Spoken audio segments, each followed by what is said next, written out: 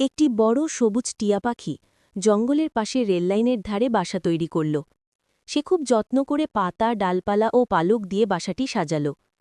কিছুদিন পর সে 4টি সাদা ডিম পারল। ভালোবাসায় সে ডিমগুলোর যত্ন নিতে লাগল। কয়েকদিন পর ডিম থেকে 4টি সুন্দর ছানা জন্ম নিল। টিয়া খুশিতে ভরে উঠল, সারাদিন ছানাদের খাওয়াত ও তাদের সঙ্গে খেলত। কিন্তু একদিন হঠাৎ রেললাইন কেঁপে উঠল। দূর থেকে ট্রেনের গর্জন শোনা গেল। টিয়া ভয়ে ছানাদের জড়িয়ে ধরল, কিন্তু মুহূর্তের মধ্যেই ট্রেনটি ছুটে গেল বাসার ওপর দিয়ে। সব ধুলোয় ঢেকে গেল, বাসাটি ভেঙে চুরমার হয়ে গেল। টিয়া ফিরে এসে দেখল তার প্রিয় বাসা ও ছানারা আর নেই। সে চুপচাপ রেললাইনের পাশে বসে কাঁদতে লাগল। সূর্য ঢলে পড়ছে, আকাশ লাল হয়ে উঠেছে। টিয়া নিস্তব্ধ আকাশের দিকে তাকিয়ে রইল, যেন হারানো আপনজনদের খুঁজছে। বন্ধুরা, তোমরা যদি এই নামটি সত্যি ভালোবাসো তাহলে ভিডিওটিতে লাইক দিও ও চ্যানেলটি সাবস্ক্রাইব করো।